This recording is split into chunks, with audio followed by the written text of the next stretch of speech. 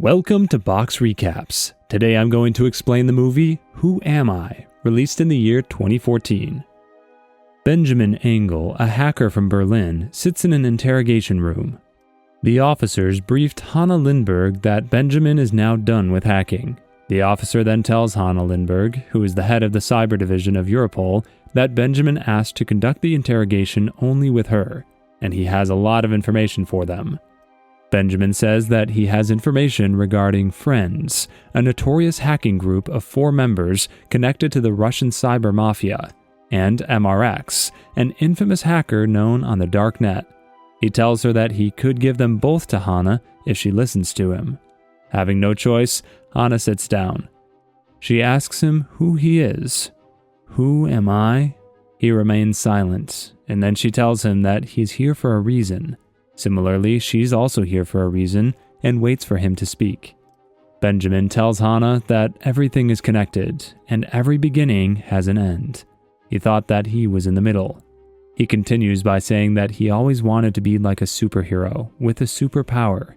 He wanted to do things that nobody could do and were impossible for normal people. His superpower was that he was invisible to everyone. He even had a costume from when he used to deliver pizzas. Many heroes have a tragic life, as Spider-Man's parents died, Batman's parents were killed, and Superman's parents exploded. He too has no parents. He never met his father, as he abandoned the family by running to France when Benjamin was born. Similar to his grandmother, who had lost her father in the World War, all she had to remember about him was some bullet brought to her by her father's commander. Benjamin's mother committed suicide when he was 8. He lives alone with his ailing grandmother. She took care of him as long as she could. After that, as she grew older, Benjamin took care of her. By this time, Hanna interrupts him and tells him that she does not care about his dreams, as she is not a psychologist. She asks him to tell her about her allies and the people they are after. Benjamin replies that every detail is important. He regards his superpower as invisibility, as he was never noticed by most people during his childhood, due to him being socially awkward. He says that hacking is just like magic. In both cases, they have to deceive people. He says he learned to program and hacked his first system when he was 14. Though he felt like a loser in real life, he felt a sense of belonging on the internet. While spending most of his time on the darknet, he met many people there. In the darknet, he could be anything he wanted to be. He started spending his nights on the darknet, and he used to sleep in the real world, as he was on his PC all the time. He met his hacking hero, MRX, whose identity no one knows, and who can hack into any system. There were many hackers on the dark web, but Benjamin aspires to be like MRX. MRX is a star amongst hackers. One of his most famous hacks was a social network attack. He was also known as the Watchman of the hackers. MRX had 3 rules. Number 1, no system is safe. Number 2, aim for the impossible. Number 3, have fun in cyberspace and metaspace. He says that the real reason he was here is Marie. However, as he was unable to attend university, he worked as a pizza delivery boy to pay the bills. He tells Hanna that one night while he delivered pizzas to a group of students, he saw Marie, a girl with whom he was in love since his school days. As he was invisible to people all his life, no one noticed him, as he was the boy from the last bench. Hearing Marie having trouble with examinations, she tells her friends that only a superhero can save her now. Hearing this, Benjamin could not sleep at night. He thought that Marie had a problem, and he could solve that. So he decided to help her and be a superhero. He thought that this way she will remember him. Then they might fall in love and get married. He went to the university at night. The exam questions were stored on the central server of the university. This was a very easy thing for him. He hacked into its servers to download the exam questions, but as he was about to leave, he was caught by a security guard and arrested. Having no prior criminal record, he was forced to perform community service as a punishment. His punishment was to clean the city that he really did not care about. During this, he was taking Ritalin, and he got so bored with the work that a time came when even Ritalin stopped working on him. He hated this work. He tells Hanna that while working on cleaning the streets as punishment, he met Max, a fellow hacker who Benjamin feels is the opposite of himself, a charismatic, cocky, and confident individual. Max asks why Benjamin, why he was there, and insults him because he does not answer. As Max is about to leave, Benjamin tells him he's doing this because of computer stuff. Max gets impressed by what he did and invites him to a party afterward. Benjamin goes to the party, and the party is really wild. Marie and her friends are also at the party. Max comes and scares Benjamin as he's looking at Marie and her friends. He tells him that this is his place and he does not even know half the people at the party.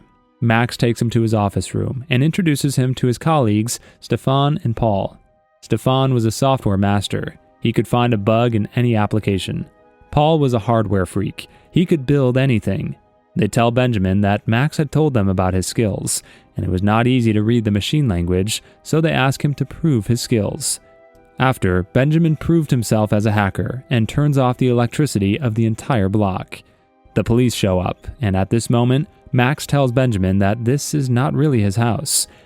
As they're about to leave the house, Max points at a guy and tells the police that this is his party, and the police grab him as they escape. Marie also escapes with them, and a police car follows them. When they stop, they decide to go their ways, and at this moment Marie recognizes Benjamin from their school days. Benjamin goes home and notices that the front door is already open. He goes in and finds that his grandmother is missing, so he runs out to look for her around the neighborhood.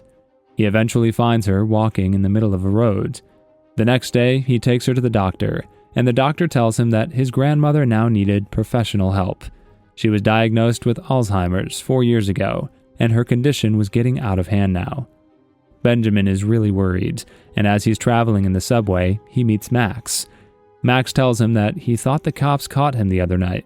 Max notices that Benjamin is upset, so he tells him that he should come with him so that he can show him something that will cheer him up.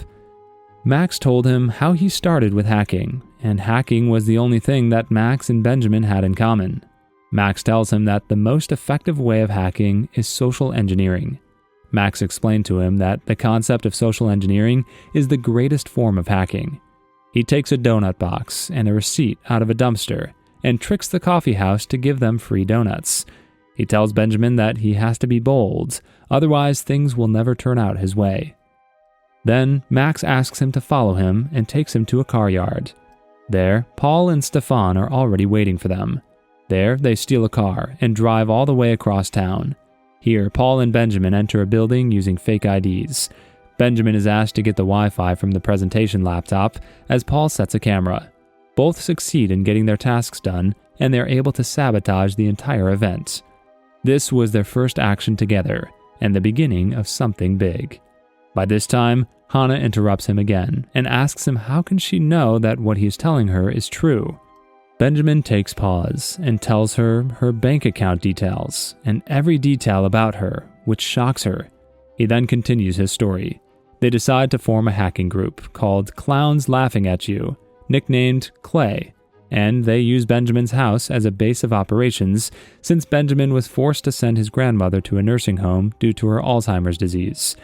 In a form of pranking, they cause general mayhem throughout Berlin, quickly becoming popular on social media.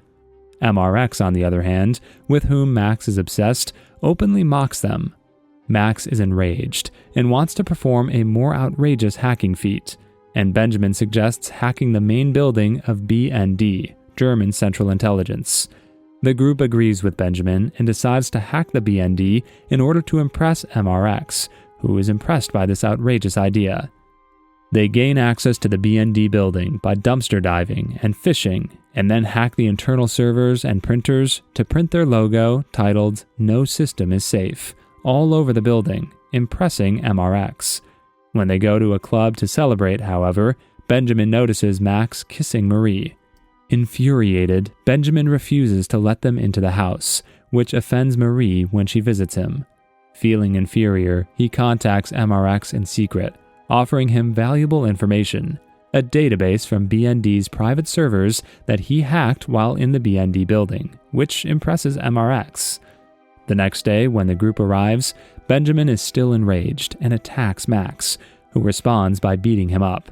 However, while watching TV, Paul learns that one of the members of Friends, nicknamed Krypton, has been murdered. After checking the information, Benjamin realizes that the information identified Krypton as a double agent working with Hana to expose MRX and Friends, and Clay is now labeled as a terrorist group for hacking the information. In order to clear their name for the murder, Benjamin contacts MRX, who instructs them to hack into the Europol database in exchange for MRX's identity and provides them with a hacking tool to assist them. After dissolving their hard drives in acid to erase data, they travel to Europol's headquarters in The Hague to try to break in, but they are unable to do so. The headquarters dispose of their garbage in a secure building, the sewers are locked, and phishing attempts were unsuccessful. However, while exploring the building, Benjamin notices a group of scholars who are also there, and one of them drops his visitor card. Benjamin gains access to the building by duping a guard and planting a hacking device inside, thanks to Max's advice on social engineering. He then hacks into Europol's internal systems and supplies MRX with an entry point that is surreptitiously embedded inside a double Trojan horse so that MRX is exposed when he attempts to obtain access. But anticipating this, MRX captures Benjamin via his camera, exposing him. As a bunch of Russian mobsters discovers him, Benjamin is forced to leave. He escapes into the underground. Benjamin goes to the hotel where he was staying with the three, only to discover that they had been murdered. With no other option, and knowing that Friends would kill him, he chose to give himself in to Hana, confirming his seriousness by claiming to have hacked her profile and obtained sensitive information about her. Hana, who has been suspended for failing to catch Friends and MRX, promises to put Benjamin in a witness protection program in return for apprehending them. Benjamin goes on as MRX and spreads falsehoods about MRX being a snitch, leading the actual MRX to use dangerous means to get access to the darknet servers, allowing Benjamin to expose him.